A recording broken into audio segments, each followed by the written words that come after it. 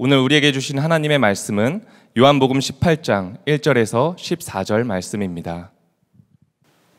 예수께서 이 말씀을 하신 뒤에 제자들과 함께 기드론 골짜기 건너편으로 가셨다. 거기에는 동산이 하나 있었는데 예수와 그 제자들이 거기에 들어가셨다. 예수가 그 제자들과 함께 거기서 여러 번 모이셨으므로 예수를 넘겨줄 유다도 그곳을 알고 있었다. 유다는 로마 군대 병정들과 제사장들과 바리새파 사람들이 보낸 성전 경비병들을 데리고 그리로 갔다. 그들은 등불과 횃불과 무기를 들고 있었다. 예수께서는 자기에게 닥쳐올 일을 모두 아시고 앞으로 나서서 그들에게 물으셨다. 너희는 누구를 찾느냐? 그들이 대답하였다. 나사렛 사람 예수요. 예수께서 그들에게 말씀하셨다. 내가 그 사람이다. 예수를 넘겨줄 유다도 그들과 함께 서 있었다. 예수께서 그들에게 내가 그 사람이다 하고 말씀하시니 그들은 뒤로 물러나서 땅에 쓰러졌다. 다시 예수께서 그들에게 물으셨다. 너희는 누구를 찾느냐? 그들이 대답하였다. 나사렛 사람 예수요. 예수께서 말씀하셨다. 내가 그 사람이라고 너희에게 이미 말하였다. 너희가 나를 찾거든 이 사람들은 물러가게 하여라. 이렇게 말씀하신 것은 예수께서 전에 아버지께서 나에게 주신 사람을 나는 한 사람도 잃지 않았습니다 하신 그 말씀을 이루게 하시려는 것이었다. 시몬 베드로가 칼을 가지고 있었는데 그는 그것을 빼어 대제사장들의 종을 쳐서 오른쪽 귀를 잘라버렸다. 그 종의 이름은 말고였다.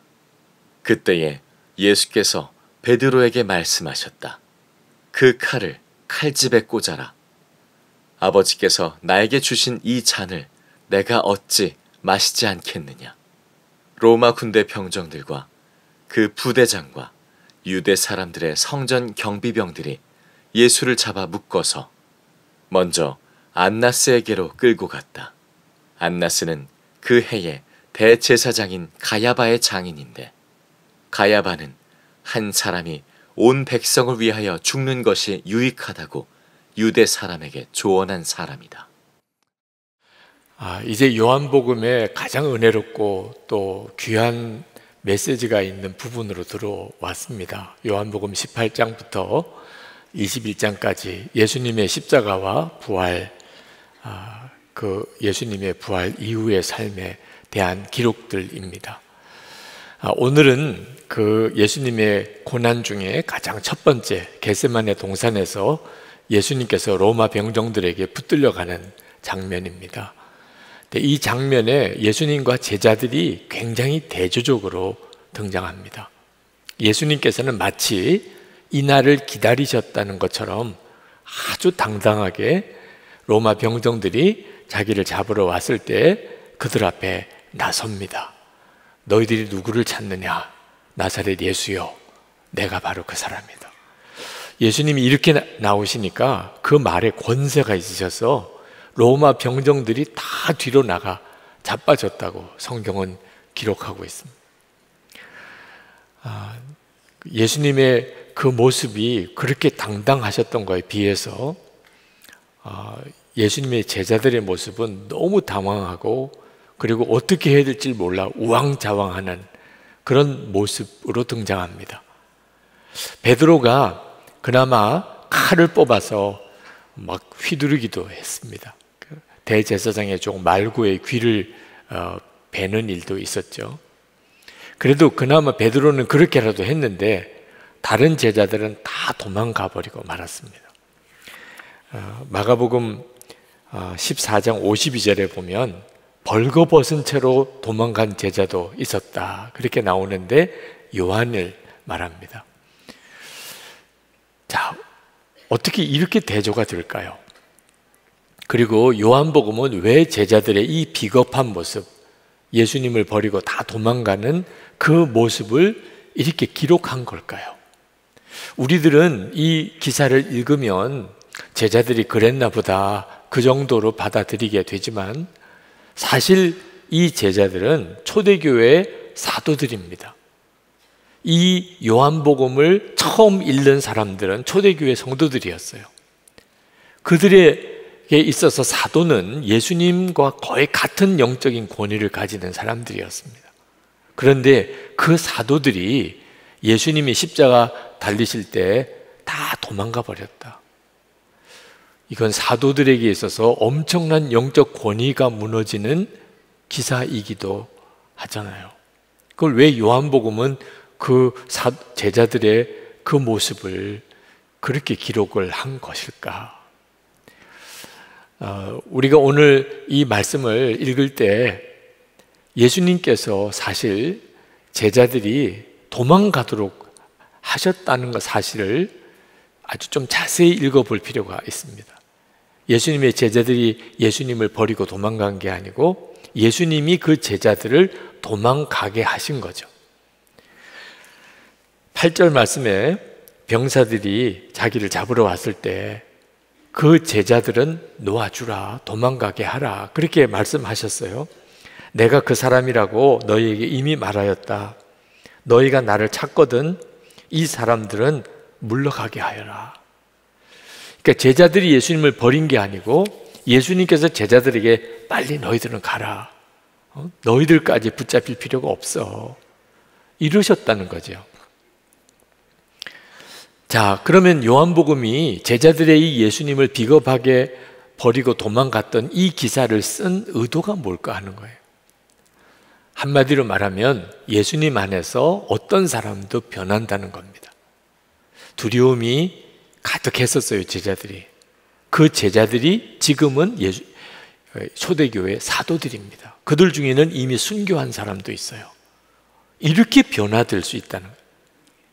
그래서 예수 믿고 믿음으로 살아가는데 마음에 두려움이 있는 사람들, 당신들도 변한다. 지금은 두렵지만 그 두려움이 어느 순간에 놀라운 확신으로 바뀌게 된다.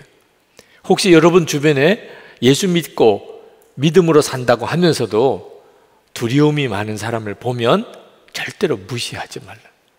그 사람도 예수님 안에서 변한다. 오늘 요한복음에서 말씀하려는 매우 중요한 메시지예요. 제자들은 겟세마네 동산에서 예수님이 붙잡혀 가실 때 왜 예수님처럼 그렇게 당당하지 못했을까요? 그건 십자가 고난이 고통스럽고 굉장히 힘든 일이기 때문만 아니었어요. 두려움이었습니다. 마음속에 고난에 대한 두려움이 그들의 마음을 딱 옥죄고 있으니까 예수님은 당당하게 십자가의 길을 가시는 걸 보면서도 제자들은 다 도망가게 된 거예요. 이 두려움의 원인이 바로 영적인 문제입니다. 우리도 예수를 믿지만 하나님의 말씀대로 사는 일이 때때로 두려울 때가 있습니다. 내가 말씀대로 살 수 있을까? 끝까지 믿음을 지킬 수 있을까? 근데 여러분 꼭 아셔야 되는 것이 그것이 어떤 일이 힘들기 때문에 하나님의 말씀대로 살게 되면서 당하는 희생과 대가지불 또 고통이 있기 때문에 주저하는 게 아니에요. 마음에 그 고생하는 것에 대한 두려움 때문에 그렇습니다. 이 두려움이 영적인 힘이 있는 거예요. 로마서 8장 15절에 보면 불신자를 가리켜서 무서워하는 종의 영을 가진 사람이라 이렇게 표현을 했습니다. 그러니까 두려움 이면에는 우리를 두려움으로 묶으려는 마귀의 영적인 역사가 있는 거예요.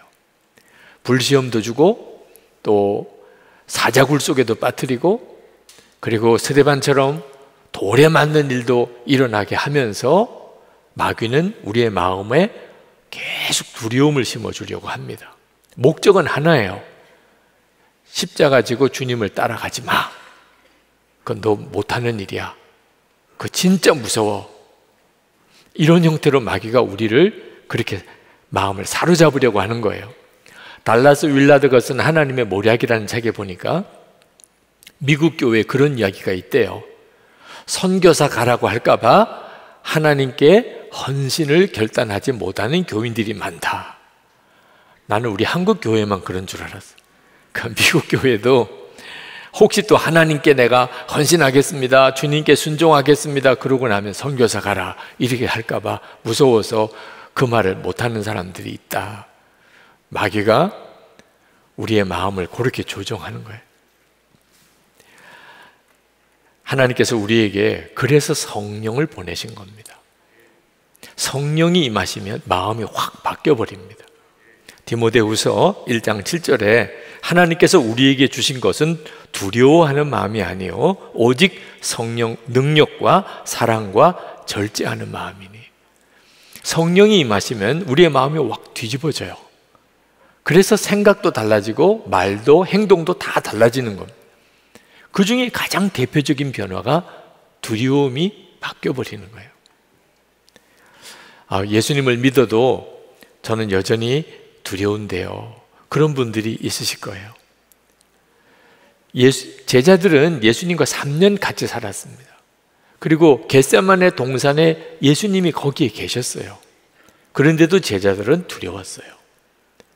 엠마오로 가는 두 제자가 부활하신 예수님과 함께 길을 걸어가면서 오랜 시간을 같이 대화도 했습니다.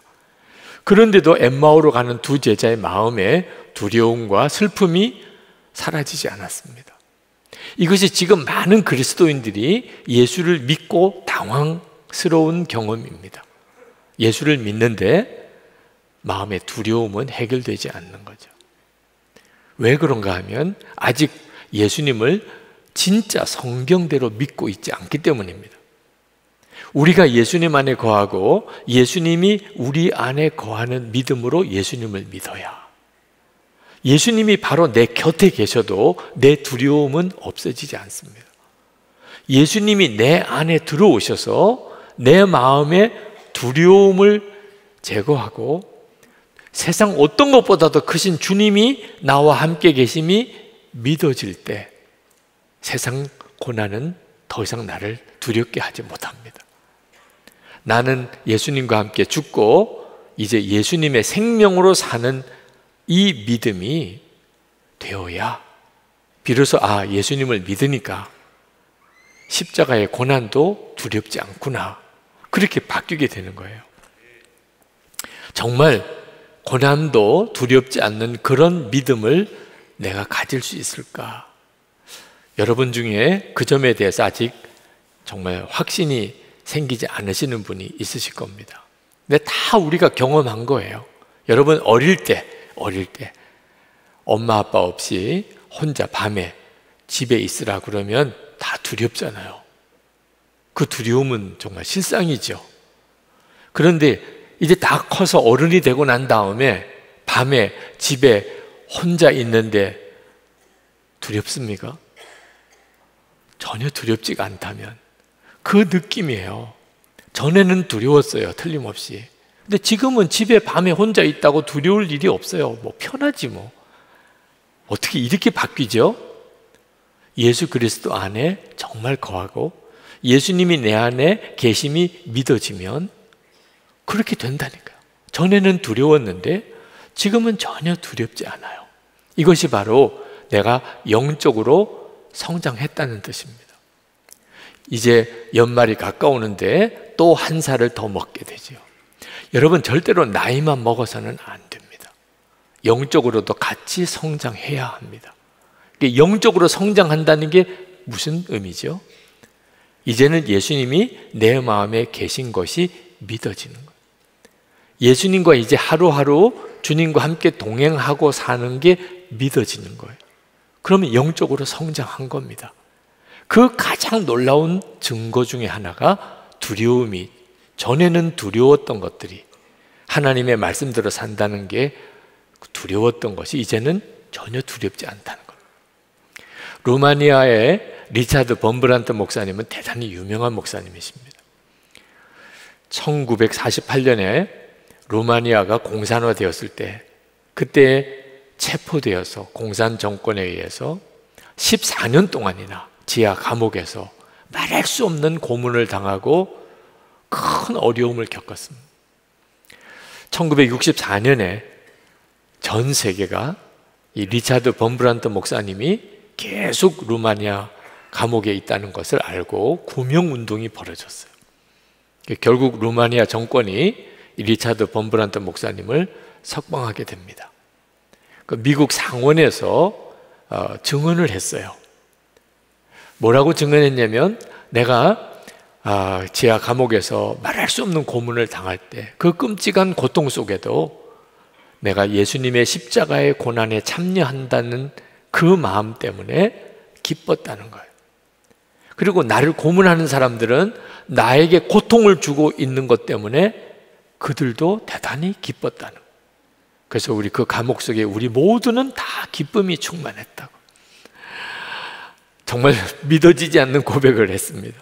나는 고난당하면서 기쁘고 그 사람들은 나를 고통을 주면서 기뻐했다고. 여러분, 이런 믿음이 가능할까요? 리차드 범브란트 목사님께서 그 감옥 안에 자기가 그 속에 있는데 예수님이 자기 안에 계신 것이 정말 믿어지니까 그렇게 믿을 수 있었던 거죠. 여러분, 우리가 예수님을 믿고 정말 성령을 받게 될 때 우리 안에 이런 역사들이 일어나요. 제자들이 겟세마네 동산에서 예수님을 버리고 다 도망갔었던 그들이 오순절 마가다락방에서 성령을 받습니다. 그리고는 그들이 완전히 바뀌어버려요. 그리고 겁이 없는 사람, 두려움이 없는 사람처럼 보였어요. 초대교회 성도들은 사도들이 그런 모습이었어요. 그들은 이미 예수님 안에서 순교한 사람도 있고 나중에 다 순교하게 됩니다. 그들은 길거리에 나가서 예수님의 부활을 당당하게 전했고 하루에 3,000명씩 5,000명씩 예수를 믿는 역사도 일어났어요. 십자가 앞에서 그렇게 당당하셨던 예수님께서 그들 속에 임하셨기 때문에, 그러니까 사람이 그렇게 달라진 거예요. 세계 4차 로잔 대회가 2024년에 서울에서 열립니다. 그 국제 로잔의 대표가 되는 분이 마이클 오 목사님이에요. 그분이 이곳에서 설교도 하셨죠. 이 마이클 오 목사님이 40세 젊은 나이에 세계 국제 로잔 대표가 됩니다. 그는 한국계 미국 선교사로 일본에서 사역하셨던 분이에요. 그분이 국제 로잔의 대표가 되었다 할 때 전 세계 기독교회가 깜짝 놀랐어요. 왜냐하면 정말 너무 무명의 사람이었기 때문에. 한국의 어느 큰 교회 목사님께서 그 소식을 듣고 마이클 오가 도대체 누구야? 그랬던 것 때문에 또 유명해요. 그 말을 나중에 마이클 오 목사님이 전해 듣고 대단히 기뻤다고 그랬어요. 왜냐하면 마이클 오, 그는 아무것도 아니잖아, 이런 식의 의미니까. 하나님은 항상 약한 자, 또 미련한 자, 없는 것, 천한 것을 들어 쓰신다고 하셨으니 아무것도 아니라고 사람들이 나를 여기는 게 너무 기쁘다. 마이클 오 목사님이 여기서 그런 고백을 하셨습니다. 마이클 오 목사님은 하버드 대학을 나오고 선교사로 자원을 했습니다. 아버지가 대단히 반대하셨어요. 300달러 가지고 미국 이민 가서 억척스럽게 살면서, 그리고 자녀들을 정말 공부를 시킨 분이에요. 그런데 하버드 대학 나오고 선교사 가겠다고 그러니까 얼마나 화를 내는지, 나는 내가 우리와 함께 미국에서 살기 원한다. 그 말은 너 위대한 삶을 살 수 있는데 왜 아무것도 아닌 그런 존재로 살려고 하는 거야, 그런 뜻이잖아. 그때 마이클 오가 아버지에게 그렇게 이야기를 했다고 그래요. 아빠, 감사해요. 그러나 저는 좋은 대학, 좋은 직장, 누구나 부러워하는 그런 평범한 삶을 살고 싶지 않습니다. 주님 오실 때까지 계속 자손 대대로 그렇게 사는 삶을 저는 원치 않습니다. 아버지로서는 이해할 수가 없었어요. 화를 내셨다고 그래요. 그 마이클 오가 어떻게 그렇게 살 수 있었을까요? 예수님과 온전한 하나됨을 눈떴기 때문에요. 그는 이렇게 말합니다. 제 인생은 나를 위하여 사는 것도 아니고 일본 사람을 위하여 사는 것도 아닙니다. 주 예수님께서 저를 위하여 사는 삶입니다. 예수님은 우리가 자손 대대로 잘 먹고 살라고 십자가에서 죽으신 것이 아닙니다. 그러면서 고린도 후서 5장 15절 말씀을 인용했습니다. 그가 모든 사람을 대신하여 죽으심은 살아있는 자들로 하여금 다시는 그들 자신을 위하여 살지 않고 오직 그들을 대신하여 죽었다가 다시 살아나신 이를 위하여 살게 하려 함이라. 그러면서 그가 그렇게 고백했어요. 우리가 주 예수님이 드러나실 수 있다면 나는 아무것도 아닌 사람이 되어야 합니다. 여러분 이해하실 수 있으시겠어요? 아무것도 아닌 사람이 되는 일에 대한 두려움이 없어요. 그러니까 주 예수님을 드러내는 삶을 사는 거예요. 우리 안에 주님이 오시고 내가 그것이 정말 믿어지게 되면, 그러면 내가 이 세상에서 유명해지고 싶고 여기서 뭐 많은 것을 누리고 싶은 것, 그게 아무것도 아닌 것처럼 깨달아져요. 그리고 사람들이 나를 무시할 거다, 두렵지 않아요. 진짜 좋은 것을 발견했기 때문에요. 여러분, 두려운 일이 얼마나 많습니까? 게다가 예수 믿고 잘 살아보려고 하는 것은 더 두려울 수도 있어요. 믿음으로만 살 수 있을까? 사랑만 하며 살 수 있을까? 사명 위에서만 내가 살 수 있을까? 예수 믿는 것도 잘 믿으려면 계속 우리 마음에 두려움이 와요. 그때 여러분 걱정하지 마십시오. 그 두려움을 해결해 주실 분은 예수님이세요. 주님이 두려움이 없어지게 해주신다는 거예요. 우리는 무슨 일이 있어도 내 힘으로는 두려움을 없앨 수가 없어요. 하나님께서 우리에게 주님을 바라보게 하시는데 우리가 눈으로 주님을 볼 수가 없습니다. 그러나 믿음으로 주님을 볼 수 있어요. 이게 정말 놀라워요. 예수님께서 한 사람도 주님 앞에 온 사람을 절대 포기하지 않으시겠다고 약속하셨어요. 9절 말씀에 아버지께서 나에게 주신 사람을 나는 한 사람도 잃지 않았습니다. 지금 여기 계신 여러분 모두의 이 영상으로 이 말씀을 듣는 이들도 마찬가지예요. 한 사람도 예수님은 포기하지 않으세요. 어떻게 주님을 바라보고 두려움에서 이길 수 있을까요? 하나님께서 우리에게 믿음을 통하여 지금 주님이 우리와 함께 계신 것을 보게 하세요. 히브리서 11장 1절에 믿음은 바라는 것들의 실상이요 보지 못하는 것들의 증거니. 또 요한복음 20장 29절에 너는 나를 본고로 믿느냐? 보지 못하고 믿는 자들은 복이 있도다. 지금 우리 모두가 다 눈으로 보지 못하지만 예수님을 믿음으로 보는 그 은혜의 세계 속에 살고 있어요. 실제로 우리 안에는 우리를 두렵게 하는 문제들이 계속 일어납니다. 여러분, 그것이 기회예요. 가정생활, 경제적인 문제, 건강 문제, 또 사명을 감당할 때 끊임없이 우리를 두렵게 하는 문제들이 일어날 때, 그때 계속 여러분이 어려운 문제를 주목하지 말고 함께 계시는 주님을 주목해 보세요. 여러분 스스로가 알게 돼요. 두려움이 바뀌었다는, 내 마음속에 두려움이 없어졌다. 한번 우리 장로님들과 중국으로 수련회를 갔었는데 그때 상하이에 있는 동방명주라는 큰 높은 빌딩에 전망대에 올라갔었습니다. 근데 올라갔더니 바닥이 유리로 되어 있는 곳이 있더라고요. 뭐 정말 깎아지른 듯한 그런 높이에서 밑바닥이 이렇게 보이는 아찔한 곳이었어요. 그 위에 올라서서 걸어보았는데 누가 저에게 묻더라고요. 목사님 무섭지 않으세요? 이렇게 묻더라고요. 그래서 제가 그분에게 그렇게 말씀을 드렸습니다. 저는 이것보다도 훨씬 더 무서운 일을 계속 많이 겪고 살기 때문에 이 정도는 괜찮습니다. 제가 겪는 가장 두려운 순간은 매주 교인들 앞에서 설교하는 시간입니다. 매주 이렇게 서보니까 아유, 이 정도는 아무것도 아닙니다. 그렇게 말씀을 드렸는데 잘 이해하셨는지 모르겠어요. 여러분들도 잘 이해가 되시려는지.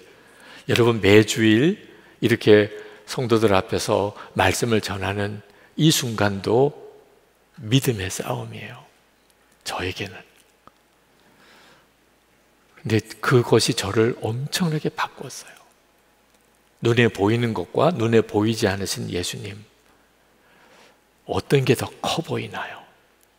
많은 성도들이 눈에 보이는 문제가 더 커 보입니다. 그래서 두려운 거예요.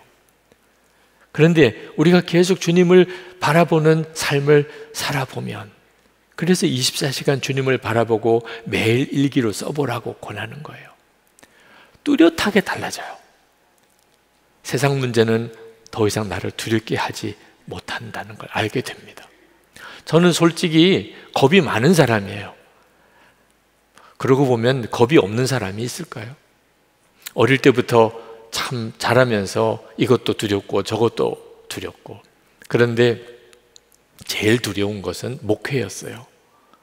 아버지의 고생하는 모습을 보고 어머님 일찍 돌아가시는 일을 겪으면서 내가 목회를 할 수 있을까? 저는 제 아내에게 프로포즈도 담대하게 못했어요. 왜? 나와 결혼하면 고생할 게 뻔하니까. 어쩌면 일찍 죽어야 될지도 몰라. 세상에, 그런데도 나와 결혼해달라고 그러면 강도지요. 그랬던 사람이었어요. 그런데 주님을 바라보면서 달라졌어요. 부름받아 나선 몸 어디든지 가오리다. 신학교 다닐 때는 그 찬송 부르는 게 겁이 났어요. 진짜 어디든지 보낼까 봐. 근데 그랬던 제가 진짜 하나님의 종이 될 수 있다면 제 오른쪽 다리 바치겠습니다, 이런 고백을 하게 되더라. 주님이 정말 원하신다면 제 대학원 석사학위 바치겠습니다. 더 이상 제 유익을 구하지 않겠습니다. 돌짝밭 사명 제가 외면하지 않겠습니다. 선한목자교회 올 때도 사실 굉장히 두려운 상황이었는데도, 그래도 주님이 가라 하시면 갑니다. 제가 생각하기에도 내가 어떻게 그렇게 할 수 있었을까, 그런 생각이 들어요. 근데 주님을 계속 바라보면서 바뀌더라고요. 예수님 안에서 진짜 고난에 대한 마음이 달라지는 거예요. 그러면 여러분 중에 목사님 이제는 진짜 아무것도 두렵지 않나요? 이렇게 물을 분이 반드시 있을 것 같아요. 그렇지는 않습니다. 지금은 제 삶 속에 가장 두려운 순간인지도 모르겠어요.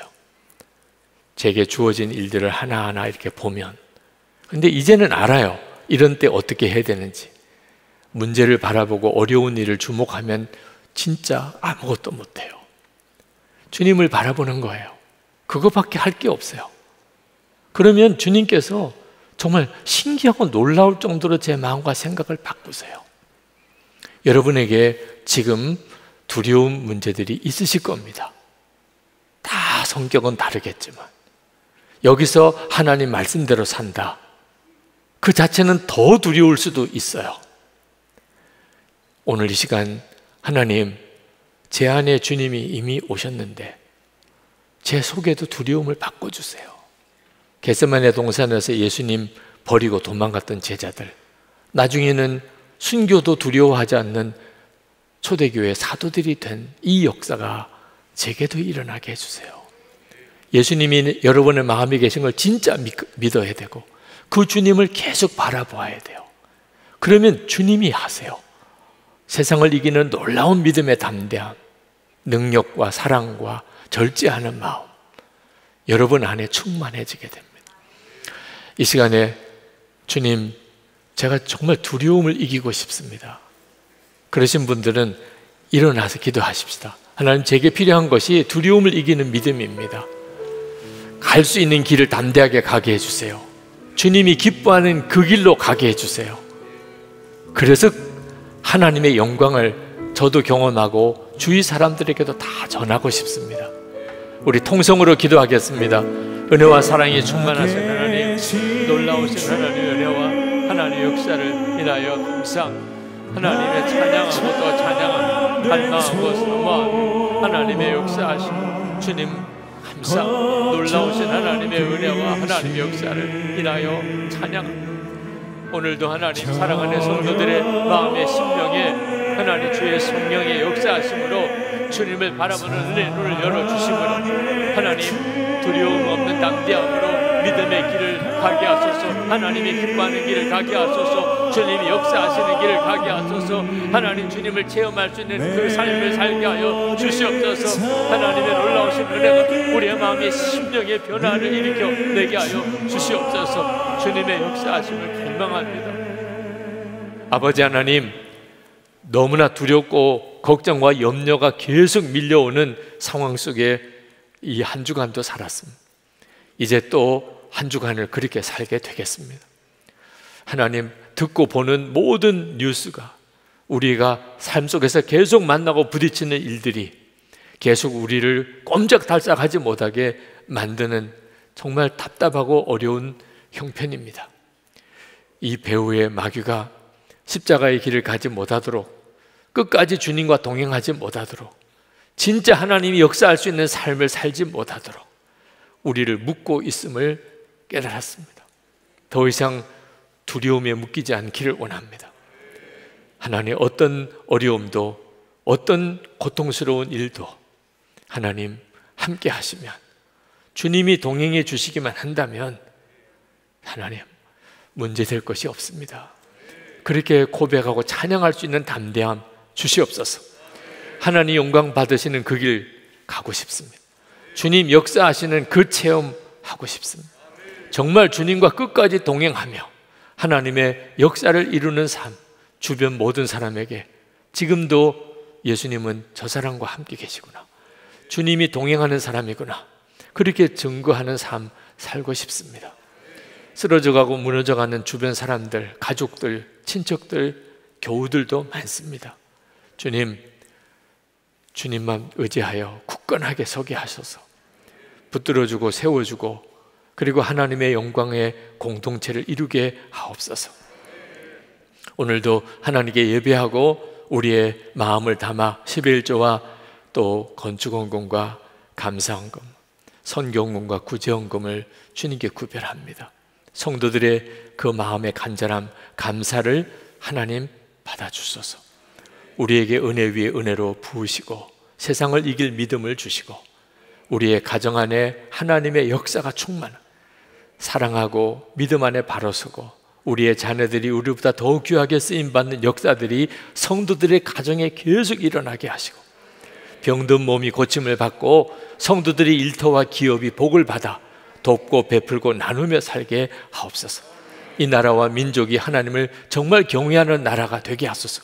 학교의 교과서가 온전히 바로 개정되게 하시고, 하나님 동성애가 합법화되어지는 이런 영적으로 악한 법이 더 이상 거론되지도 않도록 주님 이 나라 민족을 지켜주소서. 복음으로 이 민족이 통일되어 하나 되게 하소서. 김정은 정권이 더 이상 핵무기 다 폐기하게 하시고 대화의 장으로 나오게 하소서. 김국기 목사님, 김종훈 목사님, 최충길 선교사님, 장문석 집사님, 억류된 많은 사람들, 북한 동포들 이젠 긍휼히 여겨 주소서. 자유의 복음을 들을 수 있게 해주소서. 전 세계에 퍼져 있는 온갖 힘들고 어려운 재앙들이 그치고, 전쟁이 그치고, 전염병이 그치고, 자연재해가 그치고, 우리가 이제는 환경을 제대로 돌볼 수 있는 자들로 온전히 바로 서고, 이 모든 일에 그리스도인들이 하나님 모든 일의 모범이 되고 앞장서게 하시고, 선교의 새 문이 전 세계 모든 나라 족속에게 활짝 열리게 하옵소서. 주 예수 그리스도 이름으로 간절히 기도합나이다. 아멘. 우리 다 찬양합시다. 살아계신 주, 나의 참된 소망, 걱정 근심 전혀 내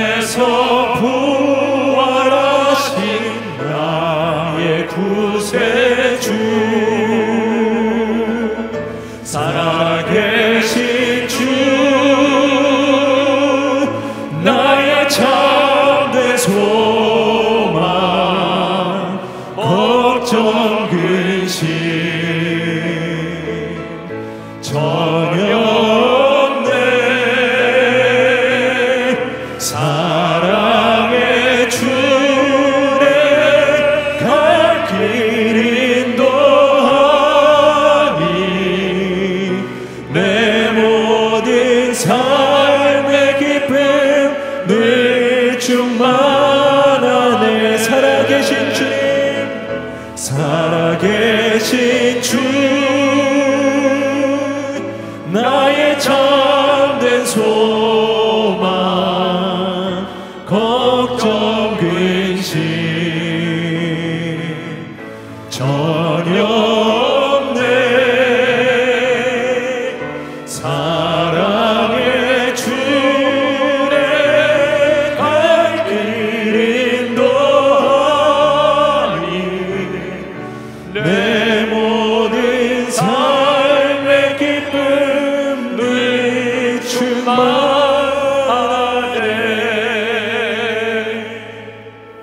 지금도 함께 하시는 주 예수 그리스도의 크신 은혜와 언제나 변함이 없으신 하나님의 말할 수 없는 사랑하심과 지금도 우리와 함께 하시는 보혜사 성령의 하나 되도록 교통하심이 하나님께 예배하는 모든 성도들 그 삶 속에, 가정에, 일터에, 교회 공동체 위에 충만하시기를 축원하옵나이다. 아멘.